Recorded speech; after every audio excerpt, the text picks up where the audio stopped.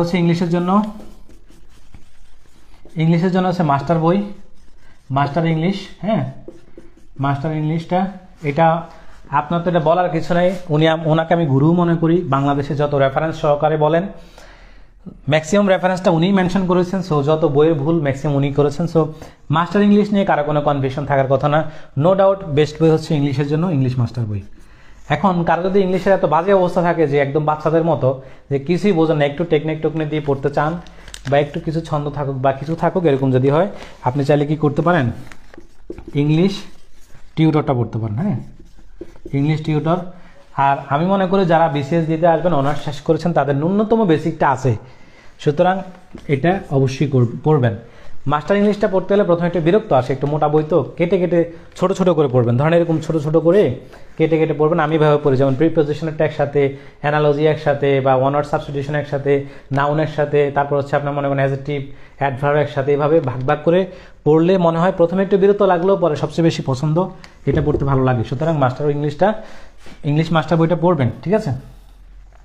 তারপর হচ্ছে এটাই নেবেন, এটা। আর একদম খুব ভয়ঙ্কর লেভেলের বাজে ইংলিশের অবস্থা হলে এই টিউটরটা নিতে পারেন। এটা হচ্ছে একটু ছন্দটন্দ আছে, বাট কবিএল স্যারের বই খারাপ না। সো এটা ডেফিনেটলি ফার্স্ট চয়েস। যদি খুব বেশি মনে করেন না ভালোই লাগতেছে না বা কোনো কারণে আপনার হচ্ছে না, তাহলে এটা নিতে পারেন। আপাতত এই দুইটা বই আমার নজরে আছে, আর যদি নতুন কোনো বই বের হয় ওইটার কথা আমি ইনশাল্লাহ পোস্ট করে জানাবো।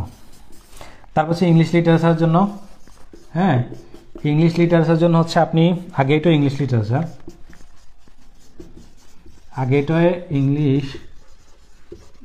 আমি শর্ট ফর্মে লিখতেছি যেহেতু বোর্ড ছোট। সো এই ইএনজি মানে ইংলিশ বুঝে নেবেন, লিটি মানে হচ্ছে লিটারেচার বুঝে নেবেন, কেমন?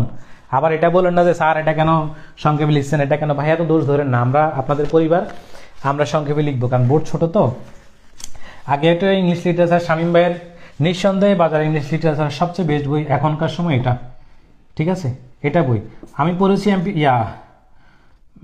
কি বলে মিরাকল ইংলিশ লিটারেচার পড়ছি, ওরাকলের মিরাকল।